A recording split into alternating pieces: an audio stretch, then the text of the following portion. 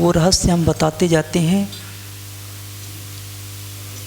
तो जो लोग पहले जा चुके वो जा चुके। अब मैं आपको वो रहस्य देने वाला हूँ जो अंदर से गुहा ज्ञान है, ज्ञानों का ज्ञान है।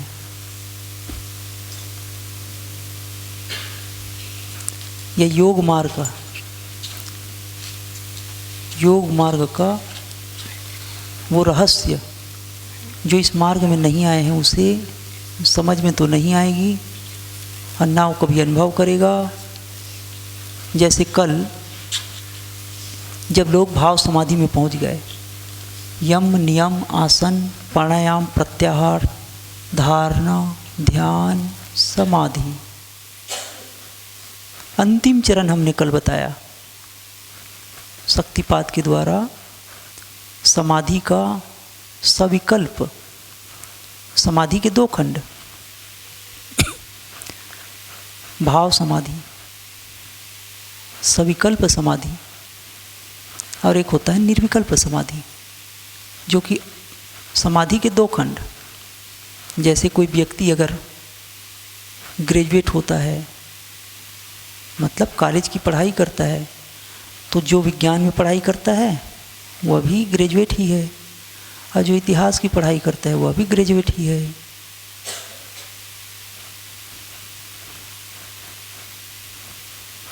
कॉलेज की जो पढ़ाई करते हैं पहला दूसरा तीसरा, प्रथम द्वितीय और फाइनल, तो वैसे ही समाधि के भी प्रथम द्वितीय और फाइनल, जो कि किताबों से संभव नहीं है। लेकिन जो समाधि की अवस्था को प्राप्त करेंगे उसे अनुभव क्या होगा। कल लोगों को इसलिए समझ नहीं आया कि वो तो कहानी सुनने वाले बेचारे, रामचंद्र जी की जय, अयोध्या कांड, इसीलिए उनको समझ में नहीं आता। बिहार गया वाले को बाल कांड, रामचंद्र प्रगटे अयोध्या में दशरथ के घर, ऐसे कहानी चलती है।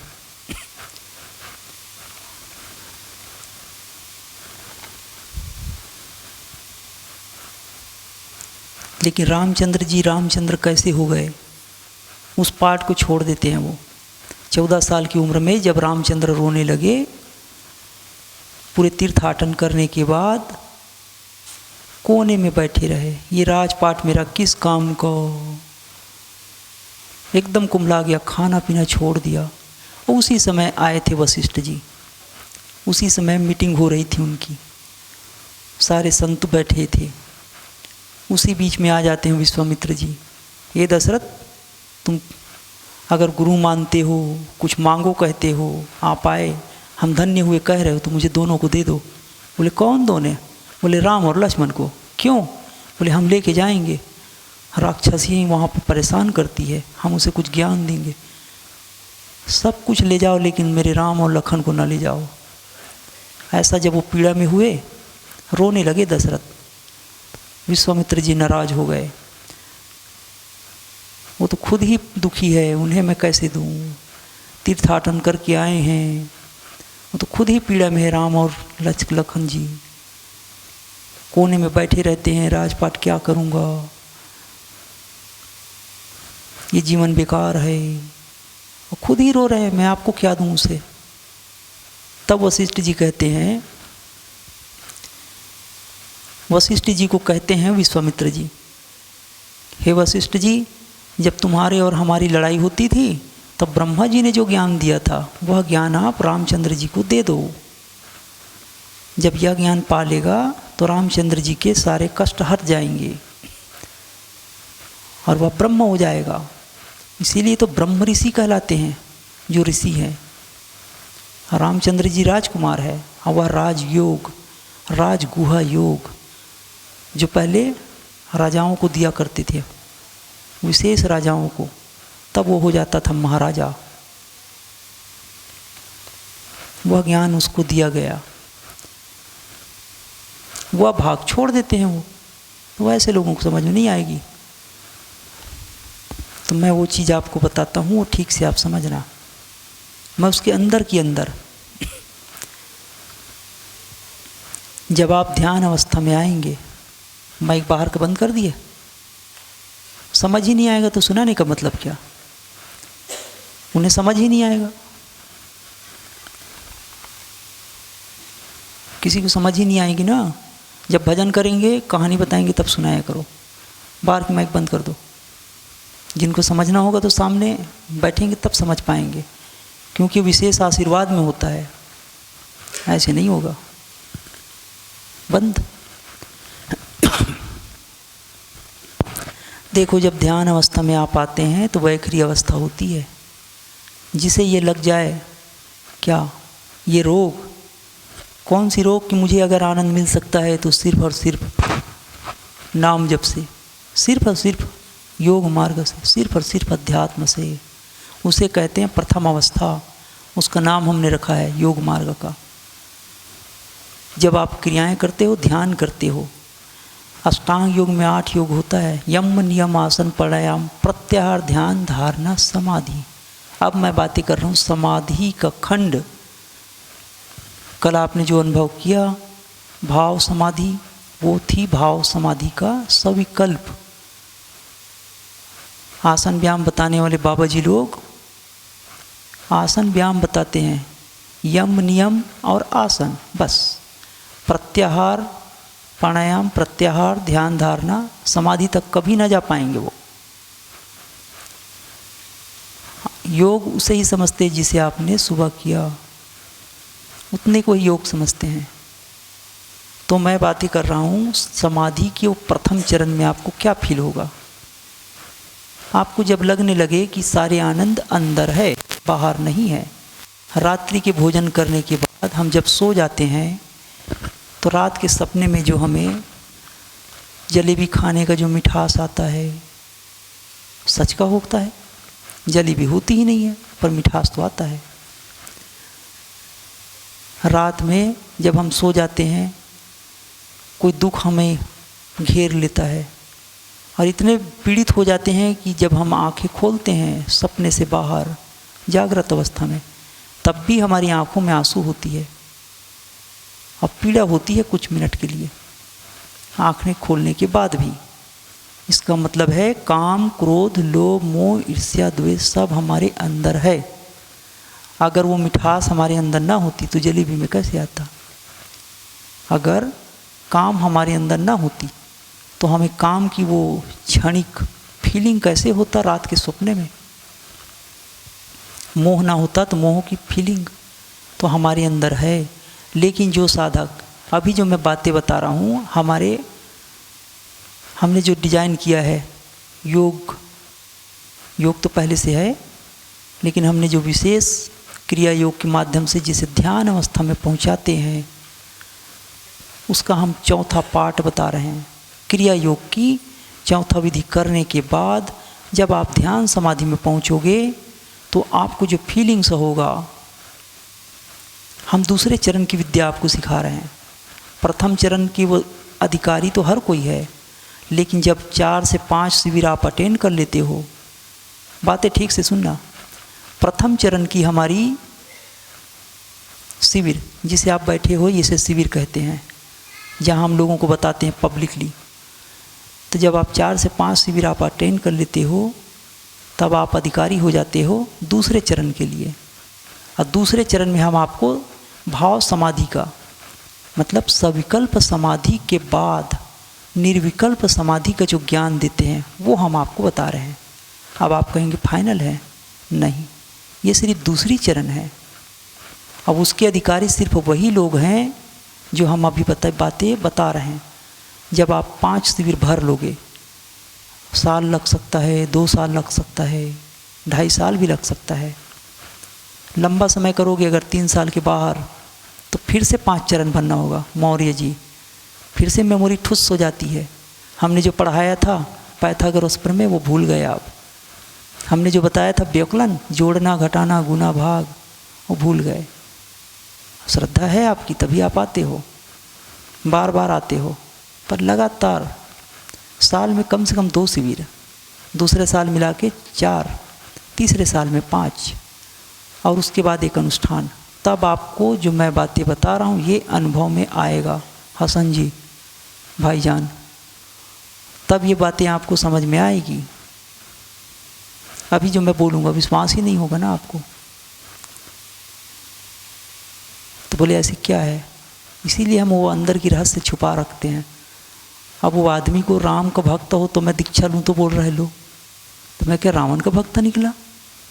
मन आश्रम में आते ही सामने झंडी लगी है, तो कोई बोलेगा कि मुझे रजिया के भक्त होगे तब दीक्षा लूँगा हसन जी, तो मैं क्या रजिया का नहीं हूँ तो किसका हूँ फिर? कोई बोलेगा कबीर के नहीं हूँ, तो मैं कबीर का नहीं हूँ तो किसका हूँ फिर? समझ में नहीं आ रहा मुझे। मैं उन सभी का भक्त हूँ जो ज्ञान मार्ग के लोग हैं, और मैं उन सभी का ही, हम सबके चेले सबके गुरु रहते फिर भी, हम सबके गुरु सबके चेले रहते फिर भी अकेले अकेले। क्या समझे? हम वहाँ लेके जाने वाले हैं जहाँ से राम जी राम हुए थे, कबीर जी कबीर हुए, रजिया रजिया हुई, और जितने भी शमस तमरेज जो उस ज्ञान को पाया, रूमी ने जिस ज्ञान को पाया, हम उनके हैं। सूफी संतों के हम वो सूफी जहाँ से निकलता है वो गीत, वो वेदांत का, हम वहाँ के हैं। ना हम किसी जाति के हैं, ना हम किसी धर्म के हैं, और हैं तो हम सबके हैं, और नहीं है तो जो जिस नाम से पुकारे, गीता में कहता है ना कि जो जिस नाम से पुकारोगे हम उनके हैं, चाहे जिस भी नाम से पुकार लो हम वही हैं। सबके हृदय में बसते हैं वासुदेव। तो वही बात हम कह रहे हैं कि हम उन सभी के हैं जो परमात्मा के साथ मिलाता है। हम सभी के हैं, और हम सभी के हैं। सभी के मतलब हमारे बीच ईसाई भाई भी बैठते हैं, सरदार जी भी आते हैं, सब ने देखा होगा, वीडियो डलती रहती है कभी ना कभी। पाकिस्तान के जो वहाँ मस्जिद में अजान करता है, जो वहाँ पे कुरान शरीफ पे कथा करता है, बातें बताता है, वो भी हमारा शिष्य है। और तो पाकिस्तान और हिंदुस्तान की बात है, आपस की भाई भाई झगड़ा जैसा, नहीं तो आ जाता हमारे पास। वहाँ से दक्षिणा भी भेजा था एक बार। और भी बहुत सारे लोग हैं, दूर दूर तक लोग देखते हैं जिनको समझ आता है। इसमें कोई जाति कोई धर्म हमारा है ही नहीं। आपने कभी देखा कि विशेष जाति के लोगों को मैं ज्ञान दूंगा? नहीं तो मैं पूछूंगा, इनमें से बहुत लोग ऐसे निकलेंगे, बहुत लोग ब्राह्मण भी होंगे, बहुत लोग और होंगे। ना तुम हमसे जाति पूछो, ना हम तुमसे पूछेंगे। पूछ लीजिए ज्ञान, पड़े रहने दो म्यान। तो आप आंखें बंद करोगे तो भाव समाधि में आप चले जाओगे। उसके आगे की बात, जब आपको ऐसा लगने लगे कि आपको अगर आनंद आ सकता है तो सिर्फ और सिर्फ इस मार्ग से रोटी रोटी कमाते रहना, बाल बच्चे पालना, उसके अलावा आधा घंटा अगर आपने दिया तो आपको ये फीलिंग होगा। इसे कहते हैं प्रथम अवस्था, वैखरी अवस्था, वैसरी अवस्था, जिसमें व्यक्ति को यह ज्ञात होता है कि मैं कौन हूँ, किस जाति का हूँ, हिंदू हूँ, ईसाई हूँ, मुस्लिम हूँ। सबको याद रहता है ये बात, मैं स्त्री हूँ, पुरुष हूँ। लेकिन अपने बारे में वो जानता तो है, अपने गुण के बारे में भी पता है उसे, पर ये बात भी उसे ज्ञान हो जाता है, उसे बोध हो जाता है कि मुझे अगर आनंद आ सकता है तो रात के सपने में जो आनंद बाहर वस्तु ना होने पर भी अंदर आ सकता है, वही आनंद हृदय में आने लगता है उनकी। हल्की फुल्की, पूर्ण आनंद नहीं, पूर्ण आनंद नहीं, हल्की फुल्की आने लगता है, और वो आगे बढ़ जाता है, तृप्ति होने लगती है। उसे यह समझ आ जाता है कि अगर मैं आनंद पा सकता हूँ तो बस अंदर ही। जैसे अर्थार्थी भक्त होते हैं, किसी अर्थ के निमित्त खुदा को भजते हैं या नानक जी को भजते हैं, तो वो नहीं करेगा, वो जो मैं कह रहा हूँ वो करेगा। आनंद आने लगेगी, अंदर भजेगा, अंदर ही अंदर वो ध्यानस्थ होने लगेगा। पहला चरण हुआ। ध्यान समाधि का 7 चरण बता रहा हूँ मैं। समाधि का, निर्विकल्प समाधि में जाने के लिए यम नियम नहीं, आसन प्राणायाम प्रत्याहार ध्यान धारणा, इनको सब छोड़ दो। अंतिम पार्ट समाधि में वो आनंद आने लगेगी। जब आप आंखें बंद करोगे तो गहरे से गहरे में उतरते जाओगे तो भाव समाधि आने लगेगी। तब ये फील होगा अनुष्ठान किए बगैर होगा नहीं। पर नाम दीक्षा लेने के बाद अनुष्ठान कर लेना, तब आपको ये बात लगेगी।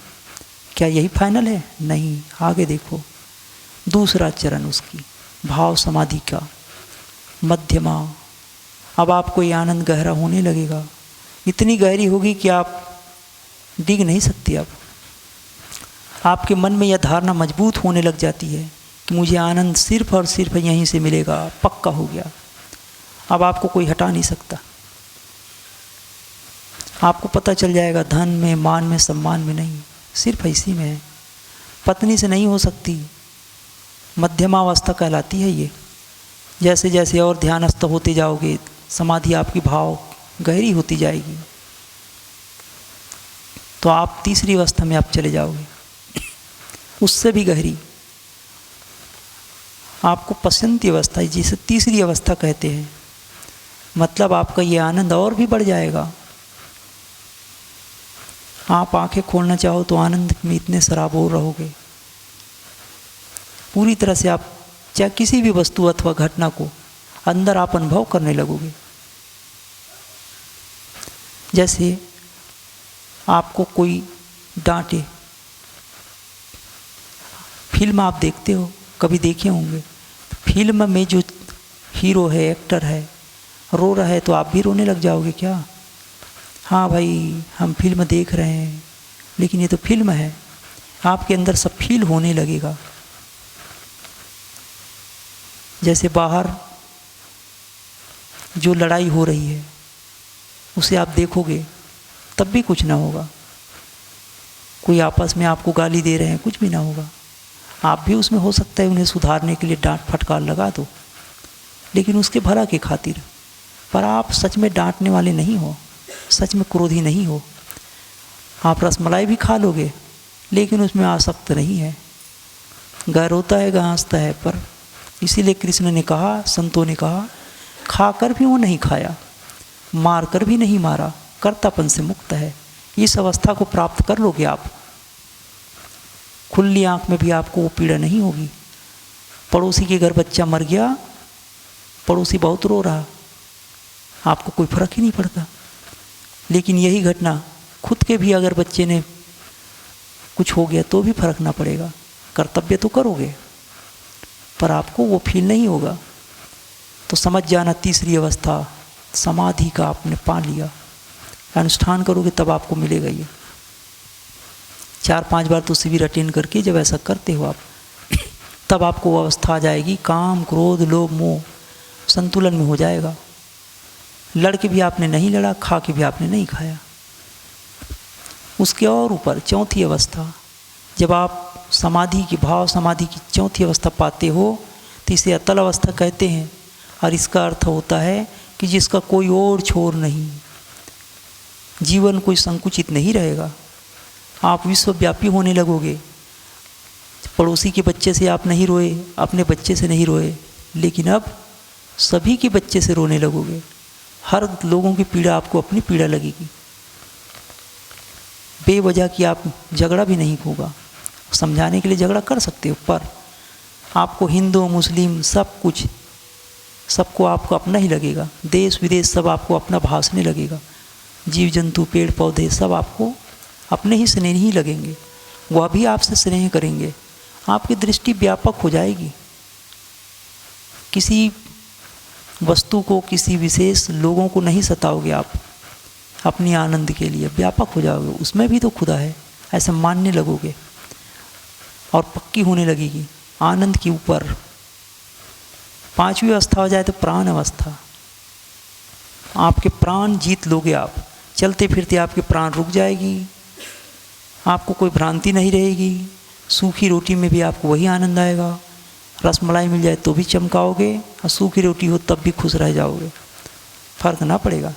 सूखी रोटी में भी वही आनंद आएगा जो चीज़ आपको रसमलाई में होगा। आनंदमय कोष में आ जाओगे आप। अन्नमय कोष से ऊपर। अन्न खाने से आप रस नहीं लोगे, मतलब रसमलाई तो खा सकते हो, पर उसमें आसक्त नहीं हो आप। ये आपकी 5वीं अवस्था है। किसी भी घटनाओं को भी देखने की आपकी किसी भी घटनाओं को आपको देखने की भी आपके अंदर बात आ जाएगी। उसके ऊपर है मनस अवस्था। मनस अवस्था का मतलब है मनोमय शरीर, प्राणमय शरीर के भी ऊपर। मन चलते फिरते प्राण तो रुकी है, प्राणायाम करने से भी आनंद आता है, मंत्र करने से भी आनंद आता है। मन को आप जीत चुके हो। ये योग मार्ग के लिए है, जो व्यक्ति प्राणायाम क्रिया और नाम जप करते हैं उनके लिए। ध्यान की अंतिम और सर्वोच्च अवस्था मनस अवस्था कहलाएगी। समाधि की अवस्था में पहुंच गए हो, समाधि के आप निर्विकल्प में अभी आप नहीं गए हो, आपको सब घटनाएं दिखने लगेगी, सविकल्प है। भाव समाधि के बाद सविकल्प है, आनंद रहेगा। मन में कोई भावना नहीं रहती है कि किसी को सताएं, शांत रहोगे। और अगर भावना आएगी तो अच्छी ही आएगी, मन नियंत्रित रहेगा। मन आपको, ये जो है मन की अवस्था है, मन को आप अपने आप नचा भी सकते हो, खिला भी सकते हो, शांत भी कर सकते हो। इसमें बिल्कुल भी होश नहीं रहेगा आपको। आनंद की अवस्था में जब जाओगे, पूर्णता प्राप्त होती है आपको। किसी भी प्रकार के कोई विकार नहीं रहेगा आपके अंदर, काम, क्रोध, लोभ, मोह। इसका मतलब बाल बच्चे नहीं कर सकते, ये बात नहीं है। मन के आधार पे आप नियंत्रित हो। चाहो तो भोजन पाओ, चाहो तो बाल बच्चे वंश बढ़ाओ, लेकिन नियंत्रण में हो। दूसरों के मन पर भी नियंत्रण कर सकते हो आप। ध्यान के बल से आप सामने वाले को डाकू है उसे वाल्मीकि बना दिया था। कैसे? बुद्ध के सामने उंगली माल आया, उंगली माल, उसको डाकू था, लेकिन बुद्ध ने देखा और उसे डाकू से उंगली माल को बुद्ध ने साधु बना दिया। वाल्मीकि भी पहले डाकू ही था, वह भी साधु हो गया। पहले बालिया डाकू था। ध्यान की 7 सीढ़ी होती हैं और इसी जगह पे आपको पहुंचकर आपको गुरु मिल जाएंगे, बाहर खोजने की जरूरत ना होगी। 6वीं केंद्र में पहुंचकर, 6वीं अवस्था में पहुंचकर तो आप सारी घटनाओं को देखते थे, लेकिन 7वीं अवस्था में, जिस दिन आप 7वीं अवस्था ध्यान की पहुंच गए, समाधि की, सविकल्प समाधि के लास्ट छोर में सारे ब्रह्मांड आपको अंदर ही दिखेगा। 6वीं अवस्था में जब पहुंचा हुआ व्यक्ति है, वह देख तो सकता है, बदल नहीं सकता, क्योंकि आपको पता नहीं कि वो पिछले जन्म में क्या किया है। आप उसके पिछले जन्म को देखो भी अगर, तो बदलने का पावर आपके पास नहीं है अभी। जब आप निर्विकल्प में पहुंचोगे, तब आपके अंदर वो बात आ जाएगी। ब्रह्मांड की कोई भी घटना आंखें बंद करने के बाद आप सब देख सकते हो, बदलना नहीं है। लेकिन 7वीं अवस्था अगर आपको प्राप्त हो जाए, 7वीं अवस्था का मतलब निर्बीज अवस्था। पहले सबीज था, अब निर्बीज। आप निर्बीज अवस्था में अगर पहुंच गए तो आप सब कुछ करने में समर्थ हो। लेकिन ये सब तब संभव है जब आप अनुष्ठान करते हो। अभी तो आप प्रथम चरण में, आपको हम समझा ही रहे हैं कि भाई भगवान नाम जप करो, ध्यान करो। अंदर चरण में जाओगे तो हम आपको अंदर मिलेंगे, दूर से आप कांटेक्ट बना सकते हो। सारे गुरु, सारे संत, सारे ज्ञान, ये जो किताबें लिखी गई, किसी ने लिखा जो अंदर पहुंचा। किताबें सारी जला दी जाए, लेकिन एक आध ऐसा व्यक्ति हो जो अंदर उतर सकता है, फिर से लिख देगा। किसी ने लिखा है ना इन किताबों को, लिखते गए लिखते गए लिखते गए, पूरी लाइब्रेरी बन गई। पर लोग क्या करते हैं, जहाँ से लिखा जा रहा है उसे नहीं पकड़ते, लिखने वाला कौन उसे नहीं जानते, और किताब को पकड़ते हैं कि ज्ञान इसमें है। ज्ञान वहाँ कहाँ है? ज्ञान यहाँ था, उसे लिखा उसने कि मैं ध्यान किया, मेरे को ये अनुभव होता है, आनंद अंदर होती है, आंखें बंद करके यहाँ देखने से यहाँ आनंद आता है, आंखें बंद करके यहाँ ध्यान करने से दिव्य रस, मीठा, तीखा, खारा, खट्टा अंदर आता है। फील किया उसने, फिर लिखा। थर्ड आई पे ध्यान करने से दूध की, दही की, आनंद आता है और उसी रस में योगी मस्त रहता है। रस टपकता है, जीभ उसने तालू में लगा दिया और आनंदित है। रस टपकता है, उसे उसने लिखा और लोगों ने पढ़ लिया और ध्यान लगाने से ये होता है। अब हमने ध्यान को जान लिया, लो किताब में जो पढ़ा उसे वो जान लिया, ज्ञानी बन बैठा। वैसे ही गीता में बात लिख दी कि आत्मा ये है वो है, वो बोल लिया कि आत्मा तो इधर है। वो तो बच्चा भी जानता है आत्मा किधर है, तो क्या अनुभव ही हो गया है।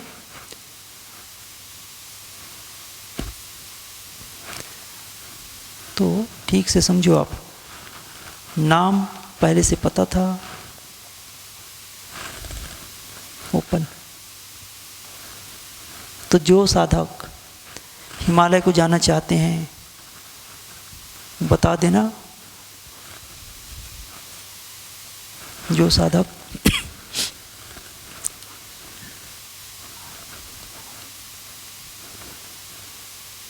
और जो अनुष्ठान करना चाहते हैं, कुछ लोगों को चल ही रहा है। जीवन में एक बार नहीं कई बार अनुष्ठान करनी होती है। कुछ नहीं तो 11 दिन का तो कर ही सकते हो।